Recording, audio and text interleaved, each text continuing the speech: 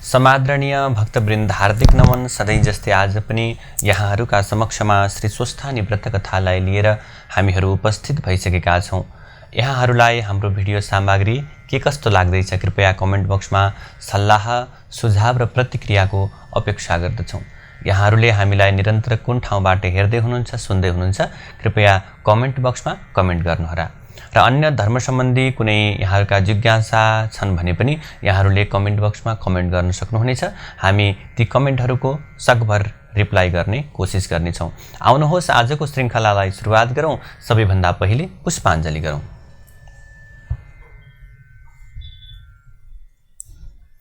हरि ओम। यं ब्रह्मा वरुणेन्द्र रुद्रमरुतः स्तुन्वन्ति दिव्यैः स्तवैर्वेदैः साङ्गपदक्रमोपनिषदैर्गायन्ति यं सामगाः। ध्यानावस्थिततद्गतेन मनसा पश्यन्ति यं योगिनो यस्यान्तं न विदुसुरासुरगणा देवाय तस्मै नमः। श्रीमच्चन्दनचर्चितोज्ज्वलवपो शुक्लाम्बरा मल्लिका मालालङ्कृतकुण्डला प्रविलसन्मुक्तावली शोभिता सर्वज्ञाननिदानपुस्तकधरा रुद्राक्षमालाकरा वाग्देवी वदनाम्बुजे वसतु मे त्रैलोक्यमाता चिरम्। मूकं करोति वाचालं पङ्गुं लङ्घयते गिरिं यत्कृपातमहं वन्दे परमानन्दमाधवम्। नमो भगवते तस्मै व्यासायामित तेजसे यस्य प्रसादान् वक्ष्यामि नारायणकथामिमाम्। नारायणं नमस्कृत्य नरं चैव नरोत्तमं देवीं सरस्वतीं व्यासं ततो जयमुदीरयेत्। श्री स्वस्थानी परमेश्वर्यै नमो नमः। श्री स्वस्थानी व्रत कथाको 26औं अध्यायमा कुमारजीले आज्ञा गर्नुहुन्छ, हे अगस्त्य मुनि, एक दिन नवराज राजाले आफ्नी आमासँग बिन्ती गर्नुभयो। हे आमा, हे मुमा, ईश्वरका कृपाले म यहाँ आएर राजा भएँ। अब आफ्ना राज्यमा भए जति ब्राह्मणहरूलाई डाकेर भोजन गराउँ र श्रद्धापूर्वक दान दक्षिणा दिउँ। यसै जन्ममा धर्म गरे पो अर्को जन्ममा प्राप्ति गर्न सकिन्छ। हे आमा, त्यो सुनेर गोमाले भन्दछन्, हे बाबु, तिमीले अत्यन्त सुन्दर प्रकारको कुरा भन्यौ। तिम्रो मन यसरी सधैँ धर्ममा लागिरहोस्। मन्त्रीलाई काम गराएर ब्राह्मणहरूलाई निमन्त्रणा गर्न पठाऊ। चन्द्रज्योति नगरका तिम्रा बालककालका सङ्गीहरूलाई पनि निमन्त्रणा पठाऊ। तिम्रो स्त्री चन्द्रावती माइती घरमा गएकी छन्, तिनलाई पनि लिन पठाऊ। आमाले यस्तो भनेको सुनेर नवराज नाम गरेका राजाले, हवस् माताजी, मैले हजुरले भनेअनुसार कर्म गर्नेछु भनेर मन्त्रीलाई डाकेर, हे मन्त्री, हाम्रा राज्यमा भए जति ब्राह्मण सबैलाई भोजन गराउनु पर्यो, सामग्री तयार गर भनेर आदेश दिनुभयो। ब्राह्मणहरूलाई निमन्त्रणा गर्न पठाऊ। चन्द्रज्योति नगरमा मेरा सङ्गीहरू छन्, तिनीहरूलाई निम्ता पठाऊ। वरुणपुरमा अग्निस्वामी नामका ब्राह्मण छन्, तिनकी छोरी चन्द्रावती मेरी ब्राह्मणी हुन्, उनलाई पनि लिन पठाऊ। मेरा सासु ससुरालाई हजुरका ज्वाइँ त लावण्य देशका राजा भए आजका 4 दिनमा यहाँ आइपुग्नु भनेर खबर पठाऊ भन्ने प्रकारको आदेश दिए। मन्त्रीले हवस् भनेर लावण्य देशका राज्यमा बसेका ब्राह्मणहरू सबैलाई निमन्त्रणा गर्न पठाए। चन्द्रज्योति नगरमा नवराज राजाका सङ्गीहरूलाई पनि डाक्न पठाए। चन्द्रावतीलाई पनि लिन भनेर डोलीहरूलाई पठाए र सम्पूर्ण प्रकारको सामग्री तयार गरे।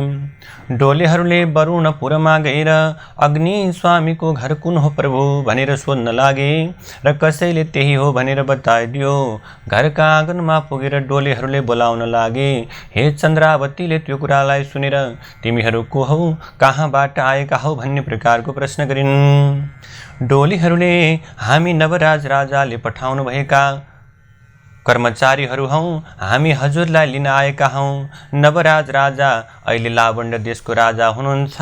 राजाको आज्ञाले हामी लावण्य नाम गरेको देशदेखि आएका हौँ प्रभु भनेर बिन्ती गरे। तब चन्द्रावतीले सोद्धछिन्, हे डोले हो, तिमीहरूले नवराज राजा भनेर आश्चर्यको कुरा गर्यौ, उनी कसरी राजा भए सबै वृत्तान्त सुनाऊ। तब डोलेहरूले भन्दछन्, लावण्य देशमा राजा नहुँदा हात्तीलाई सुनको कलश र फुलको माला दिएर राज्य रोज्न अथवा राजा खोज्नका निम्ति पठाइएको थियो। नवराजलाई देखेर त्यो हात्तीले सुवर्ण कलशले अभिषेक गरेर फुलको माला पहिराइदिँदा लोकले दरबारमा लगेर राजा बनाए। चन्द्रावती रानी कहाँ छन्, खबर गरिदिनु पर्यो, चाँडो नगई राजा हामीसँग रिसाउनु हुनेछ प्रभु, कृपा गर्नुहोस्। त्यो सुनेर चन्द्रावतीले मनमा अत्यन्त आनन्द मान्दै चन्द्रावती नाउँ भएकी उनकी ब्राह्मणी मनै हुँ भनेर भनिन्। तब डोलेहरूले प्रणाम गरेर भन्दछन्, हे महारानी, छिटोभन्दा छिटो जानु पर्यो, विलम्ब नगर्नुहोस्। हजुरका माताजी पिताजीलाई पनि आजका दिनमै अथवा भनौँ आजका 4 दिनमा आइपुग्नु भनेर निम्ता पठाउनु भएको छ। हामीले चिनेका छैनौँ, हजुरले नै भनिदिनु पर्यो भनेर बिन्ती गरे। चन्द्रावतीले लौ लौ भनेर चाँडो माथि गएर आफ्ना पिताजी र माताजीलाई नवराज राजा भएको त्यो सुखद कुरा सुनाइन् र नवराज राजाले आफूलाई लिन पठाएको कुरा पनि भनिन्। अनि हजुरहरूलाई पनि आजका 4 दिनमा आइपुग्नु भनेर निमन्त्रणा पठाउनु भएको रहेछ। आज्ञा पाएमा म आज डोलेहरूसँग जाने थिएँ भन्ने प्रकारको बिन्ती गरिन्। त्यो सुनेर अग्निस्वामी धेरै खुसी भएर भन्दछन्, धन्य धन्य मेरा ज्वाइँ नवराज, मेरी छोरी पनि अब रानी भई भनेर अत्यन्त खुसीको भाव प्रकट गरे। थरी थरीका गहना कपडा पहिराएर, हे छोरी, तैँले जन्म लिएको आज सफल भयो, विलम्ब गर्नु पर्दैन अथवा विलम्ब गर्नु हुँदैन। अब तिमीले शुभ कर्मका निम्ति छिटै नै सायद गर भनेर आफ्नै छोरीलाई अग्निस्वामीले बिदा दिए। चन्द्रावतीले पनि हवस् प्रभु भनेर डोलेहरूलाई खान पिउन दिएर माताजी पिताजीलाई प्रणाम गरेर आफ्ना छिमेकी साथीहरूसँग पनि बिदा भएर अब यस्ता प्रकारले रथमा चढेर म्याना चढेर लावण्य नाम गरेको देशतर्फ प्रस्थान गरिन्। चन्द्रावतीका सङ्गीहरूले, हरे, यो चन्द्रावती आफ्नो पति प्रदेश गएको बेलामा दुःखमा परेकी सासूलाई एक्लै छोडेर माइतमा बसेकी थिए, तर पनि अहिले रानी हुन पाई भनेर अत्यन्त प्रशंसा गरे, अत्यन्त सुन्दर प्रकारको कुरा गरे। चन्द्रावती त्यहाँबाट गएर ठुलो वनमा पुगिन्। कस्तो वन भने कहीँ मृग इत्यादि वन्य जन्तु आफ्ना जोडीका साथमा शीतल ठाउँमा बसिरहेका, कहीँ राजहाँस आदि पक्षीहरू पोखरीमा खेलिरहेका, कहीँ गुराँस पलास आदिका रुखहरू फलफुलले लदावदी भएर लटरम्म परेका, भमरा माहुरी आदि भुनभुन गरिरहेका। त्यस्तो प्रकारको वनमा पुग्दा टाढीबाट कुनै अप्सराले श्री स्वस्थानी परमेश्वरीको व्रत गरिरहेको तिनीहरूले देख्न पुगेछन् प्रभु।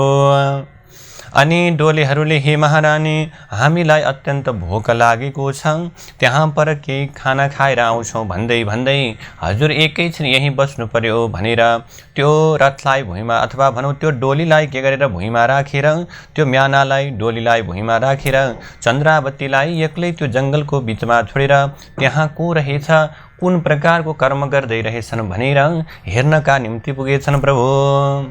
अप्सराका नजिकमा पुगेर तिमीहरू को हौ, कहाँबाट आयौ, कुन देवताको व्रत लिएका छौ, कुन देवी देवताको पूजा गरिरहेका छौ भनेर सोधे।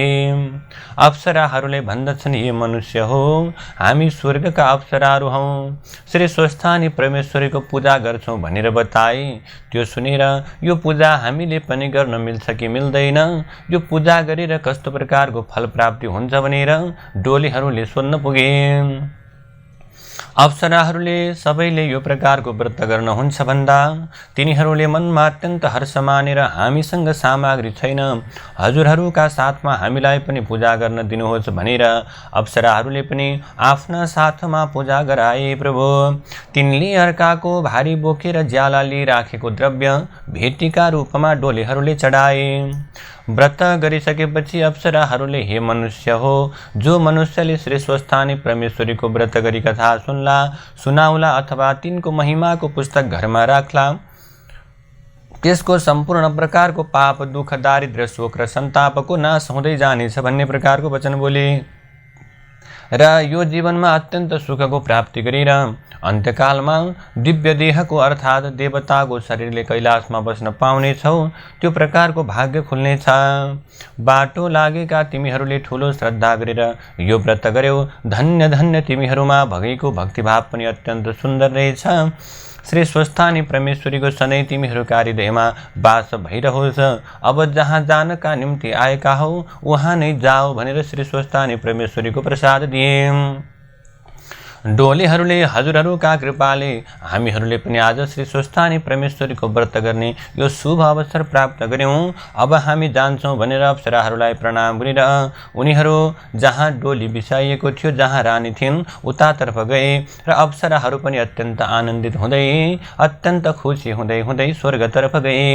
हे अगस्त्य मुनि, डोलीहरू चन्द्रावती भएको ठाउँमा आएर हे महारानी, हामीले स्वर्गका अप्सराहरूलाई श्री स्वस्थानी परमेश्वरीको व्रत गर्न लागिरहेको दृश्य देख्यौं।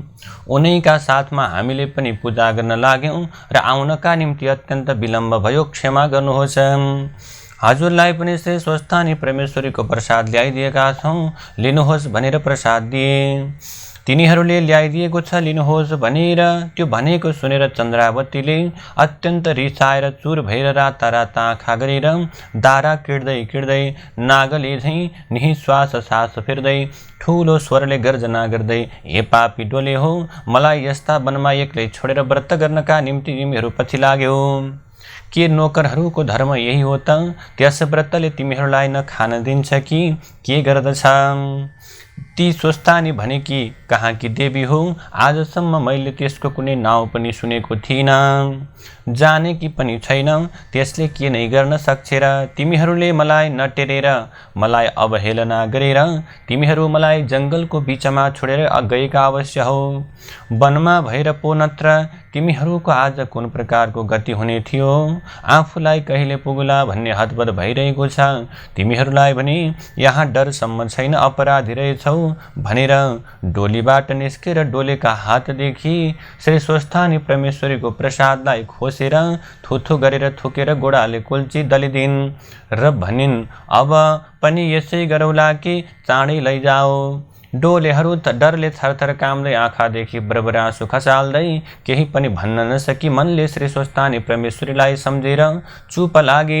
डोली बोकेर अगाडि बाटोतर्फ अगाडि बढे। लावण्ड नाम गरेका देशका नजिकमा साली नामकी एउटी नदी थिइन्। त्यही पुगेर आधा नदी तर्न लाग्दा श्री स्वस्थानी परमेश्वरीको निन्दा गरेको हुनाले अकस्मात चन्दुवा टाँगे जस्तो मेघ धुरिए।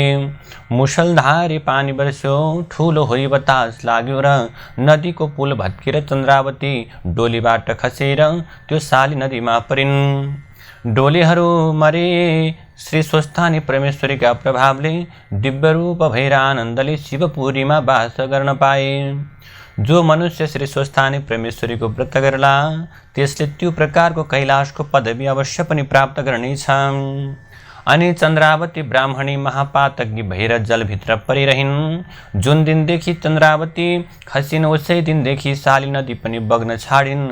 माझीहरूले त्यो देखेर यो कस्तो प्रकारको आश्चर्य भयो प्रभु, यस नदीमा गोही वा नाग आएर बस्यो कि अथवा देशमा कहीँ उत्पात हुन लाग्यो कि यो कुरा राजा कहाँ जाहेर गर्नुपर्दछ भनेर राजा दरबारमा गएर बिन्ती गर्दछन्। हे महाराज, साली नदी बहिनन् स्थिर भइरहेकी छन्। यस्तो भएको हामीले सुनेका पनि थिएनौँ, आज आफ्नै आँखाले देख्नु पर्यो प्रभु। कस्तो प्रकारको आश्चर्य भयो। त्यो कुरा सुनेर नवराज राजाले मन्त्रीलाई डाकेर माझीहरूले जाहेर गरेको सम्पूर्ण प्रकारको कुरा भन्दछन्। लोकलाई पनि साथमा लिएर नदीमा गएर माझीहरूलाई जलभित्र कुनै जन्तुहरू छन् कि जाल हाली हेर भनेर त्यो प्रकारको काम गराए। माझीहरूले पनि हवस् प्रभु भनेर जाल फालेर हेर्दछन्। चन्द्रावती त्यसमा अल्झेर आइन्। त्यसबेला चन्द्रावती कस्ती थिइन् भने शरीरमा कुष्ठरोग हुनाले हातपाउ झरेकी, शुद्धि केही पनि नभएकी, हिलाले छोपिएको मुडो जस्तो भएकी त्यस्तै चन्द्रावतीलाई देख्दा यही वस्तु हो भनेर ठहराउन नसकी नदीका किनारमा मिल्काए। फेरि जलभित्र पसेर खोज्न लागे। केही पनि प्राप्त गर्न नसकेर हे महाराज, हामीले त केही पनि प्राप्त गर्न सकेनौँ भनेर बिन्ती गरे। अनि नवराज राजाले, हे गङ्गे, तिमी किन स्थिर भइरहेकी छौ? मैले जान्न सकिन मसँग प्रसन्न हो भनेर हातमा अर्घ्य लिएर पारो र नवरत्न समेत मिलाएर गाईका दुधका प्रभावले के गरे? अर्घ्य दिए। यसरी अर्घ्य दिइसकेपछि तब साली नदी बग्न लागिन्। सबैजना आश्चर्य भएर अत्यन्त विस्मातमा परेर अब के गर्न थाले? नवराज राजाका साथमा दरबारतिर गए। उतातिर चन्द्रावती ब्राह्मणीलाई क्षणमै बिउजने, क्षणमै मूर्छा पर्ने, क्षणमै भोक तिर्खा लाग्ने र क्षणमा नै शिर घुमाउने प्रकारको समस्या हुन लाग्यो। यसरी महाप्रकारको कष्टलाई पाएर मुढो लडे झैँ उनी साली नदीका किनारमा परिरहिन्। एक दिन साह्रै भोक लाग्यो र खानेकुरा केही नपाउँदा माटो नै खान्छु भनेर हातमा लिइन्। त्यो माटो पत्थर भयो, त्यही पनि खाऊँ भनेर खान लागेको खरानी भयो। त्यही खरानी भए पनि खान्छु भनेर खाने क्रममा ठुलो बतास आएर उडाएर लग्यो। श्री स्वस्थानी परमेश्वरीलाई निन्दा गर्नाले यसरी शीत प्यास भोकदेखि नाना दुःख उनले पाइरहन्। यता नवराज राजाले आफ्ना राज्यमा भएका सबै ब्राह्मणहरूलाई निमन्त्रणा गर्न पठाएर ब्राह्मण भोजनको तयारी गर्न लगाए। नवलपुरका कपिल नाउँ गरेका दुई भाइ ब्राह्मण पनि राजाका ब्राह्मण भोजनमा जान भनेर त्यतैबाट आएका चन्द्रावतीले देख्न पुगिन् र तिमीहरू को हौ, कहाँ जान लागेका हौ, कहाँबाट आएका हौ भन्ने प्रकारको प्रश्न सोधिन्। ब्राह्मणहरूले हामी कपिल नाम गरेका ब्राह्मण हौँ, लावण्ड नाम गरेको देशमा नवराज राजा कहाँ ब्राह्मण भोजनका निम्ता मान्नका लागि जान लागिरहेका छौँ भन्ने प्रकारको वचन बोले। तब चन्द्रावतीले भन्दछन्, हे ब्राह्मण हो, 5 दिन भयो मैले केही पनि खान पाएकी छैन।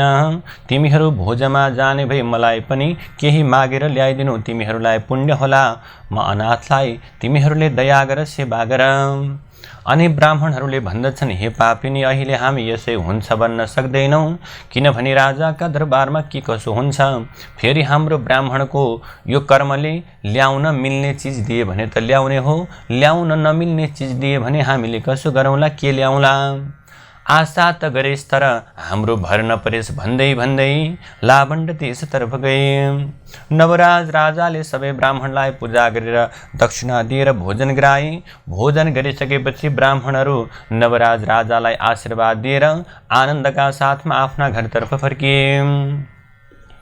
तर प्रभु, ती नवलपुरका कपिल ब्राह्मण दुई भाइले अघिको कुरालाई झट्ट सम्झेर त्यसै जाउँ भने त्यो पापिनीले आश गरिरहेकी होली, केही लगिदेऊ भने कसरी माग्ने, लोभी भन्ने पो हुन् कि भनेर केही पनि भन्न नसकेर भोजन गरेकै ठाउँमा कहिले यता कहिले उता गरिरहे। ती ब्राह्मणले त्यसो गरेको देखेर गोमारानीले देखिन् र भण्डारीलाई डाकेर भन्दछन्, हे भण्डारी, ती ब्राह्मणहरूले खान पाएनन् कि सन्तोष भएन, के भयो तिमी सोधेर आउनु पर्यो। भण्डारीले हवस् माताजी भनेर के गरे, हे ब्राह्मण हो, हजुरहरूले राम्रोसँग भोजन गर्नु भएन कि, अथवा हजुरलाई भोजनबाट सन्तोषको प्राप्ति भएन कि, अथवा हजुरहरू सन्तुष्ट हुनु भएन कि, हजुरहरूलाई तृप्त पार्न सकेनौ कि, इच्छा भएमा फेरि पनि भोजन गर्नुहोस् भनेर यस्ता प्रकारले ब्राह्मणहरूलाई भन्दछन्। त्यो प्रकारको कुरा सुनेर ब्राह्मणले भन्दछन्, हे भण्डारी, महाराजका कृपाले हामी इच्छापूर्ण भोजन गर्यौँ, हामी सन्तुष्ट पनि भयौँ। तर प्रभु, हामी त एउटै कुराले मात्र रोकिरहेका छौँ। हामी राजाको दरबारतर्फ आउने क्रममा साली नदीका किनारमा शरीरमा कुष्ठरोग भएकी, हातपाउ झरेकी एउटी महिलाले स्त्री जातिले देखी र तिमीहरू कहाँ जाँदैछौ ब्राह्मणहरू भनेर सोध्न पुगे। हामीले राजाका ब्राह्मण भोजनमा जान लागेका हौँ भन्यौँ र उसले तिमीहरूले भोजनमा जाने भए मलाई पनि केही ल्याइदिए, तिमीहरूलाई धर्म होला। 5 दिन भयो अन्न पानी समेत मुखमा परेको छैन भन्दै थिए। त्यसैले अब यसै जाउँ भने उसले आशा गरिरहेकी होली, मागौँ भने कसरी माग्ने, यस्तो प्रकारको अप्ठ्यारो अवस्था भएर हामी यहाँ बसिरहेका छौँ प्रभु। त्यो सबै कुरा भण्डारीले गोमा रानीलाई गएर बिन्ती गर्दछन्। अनि गोमा रानीले ती दुई ब्राह्मणले भने जति अन्न देऊ भनेर अराइन्। भण्डारीले हवस् भनेर भण्डारमा गई राखेको वस्तु दिन खोज्दा नवराजको सबै भण्डार सुकिसकेकाले केही पनि पाउन सकेनन्। आश्चर्य माने लौ आज राजाको भण्डार पनि रित्तिन पुग्यो। अब प्रभु हे महारानी राखेको ठाउँमा केही पनि छैन, के दिने होला भनेर अत्यन्त बिन्ती गरे। गोमा रानीले यस्तो प्रकारको कुरा सुनेर आफै भण्डारामा गएर हेरिन्। नभन्दै केही पनि रहेनछ र मलाई तयार गरी राखेको भोजन दियो भन्ने प्रकारको काम गराइन्। उनीहरूले पनि हवस् महारानी भनेर त्यो भोजन दिएर लिएर के गरे ब्राह्मणले गएर भन्दछन्, हे ब्राह्मण हो, त्यो पापिनीको नाउँले नासाथ आज राजाको भण्डार सबै सुकिगयो, राखेको ठाउँमा केही पनि पाइएन। त्यसैले यो महारानीलाई भनेर पकाएको भोजन रहेछ लगिदिनुहोस्, अरू त केही पनि छैन, किनभने उसको नाम लिने बित्तिकै पापका प्रभावले हो अथवा अरू कुनै प्रभावले हो आज भण्डारा रित्तिन पुग्यो भनेर भोजन दिए। ब्राह्मणहरूले पनि अत्यन्त लाज मानेर त्यो भोजनलाई लिएर निस्के। उनीहरू जान साथ राजाको भण्डार फेरि जस्ताको त्यस्तै भयो। यसरी कुमारजीले आज्ञा गर्नुहुन्छ अगस्त्य मुनि। त्यसपछि ती ब्राह्मणहरू भात लिएर चन्द्रावती भएको स्थानमा पुगे। चन्द्रावतीले तिनीहरूलाई आएको देखेर मलाई पनि केही ल्याइदेऊ कि भनेर सोधिन्।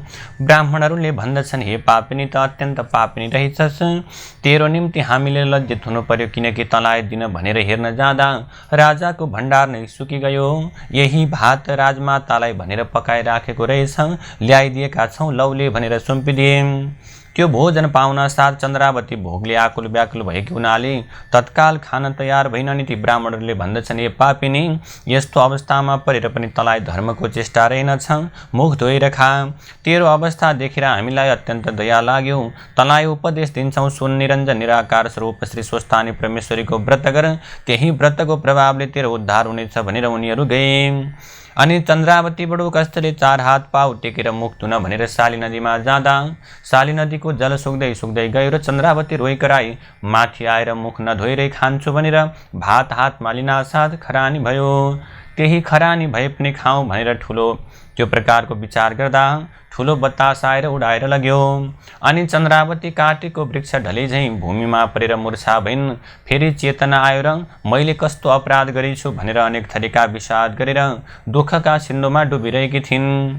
त्यसको केही दिनपछि पौष शुक्ल पूर्णिमाको दिन आयो र स्वस्थानी परमेश्वरीको व्रत आरम्भ गर्न स्वर्गका अप्सराहरू साली नदीमा आइपुगे।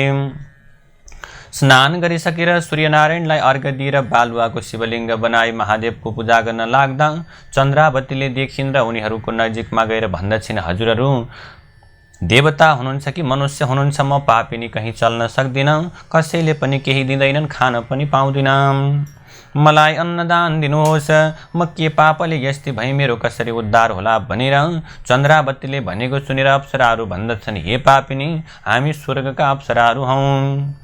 आज पौष शुक्ल पूर्णिमा हो, श्री स्वस्थानी परमेश्वरीको व्रत प्रारम्भ गर्नका निम्ति हामी स्नान गर्नका निम्ति यहाँ आएका हौँ। तेरो यो अवस्था देखेर हामीलाई अत्यन्त दया लाग्यो, त पनि यही प्रकारको व्रत गर, सम्पूर्ण पापलाई नाश भएर उद्धार तेरो हुनेछ। यति सुनेर चन्द्रावती मनमने विचार गर्दछिन्, मैले अरू त केही पाप गरेकी थिइनँ, डोलेहरूले श्री स्वस्थानी परमेश्वरीको प्रसाद भनी ल्याइदिएको प्रसादलाई मैले अहङ्कारले थुकेर थुथु गरेर खुट्टाले दलिमली पारेर फालिदिएकी थिएँ, मलाई अवश्य त्यही पाप लागेको हुनुपर्दछ। यहाँ आइपुगिसकेपछि नदी तर्न लाग्दा डोलीबाट लडेथे, ठिकै हो। कपिल ब्राह्मणको पनि अथवा भनौँ कपिल नाम गरेका ब्राह्मणले पनि, हे पापिनी, तैँले स्वस्थानीको व्रत गर्नुपर्छ भनेर उपदेश दिएका थिए। आज अप्सराहरूले पनि त्यसै भने। श्री स्वस्थानी परमेश्वरीले भनेकी ठुली रहेछन्, मनुष्यहरू अवमानले नासिदा रहेछन्, मैले पनि अहङ्कार गर्दा आज यस्तो प्रकारको अवस्थामा प्राप्त भएँ। अब म पनि स्वस्थानी परमेश्वरीको व्रत गर्दछु, यस्तो निश्चय गरेर अप्सराहरूसँग प्रार्थना गरेन्, हे अप्सरा हो, श्री स्वस्थानी परमेश्वरीको व्रत विधि के हो, के प्रकारको विधि गर्नुपर्दछ, यो सबै आज्ञा गर्नुहोस्। यस्तो चन्द्रावतीले भनेको सुनेर अप्सराहरू भन्दछन्, हे पापिनी, आजैदेखि हात खुट्टाका नङ काटेर स्नान गरेर पवित्र भएर एकभक्त रहिरहेको चित्त गरी महिना दिनसम्म नित्य मध्याह्न कालमा महादेवको पूजा गर्नु।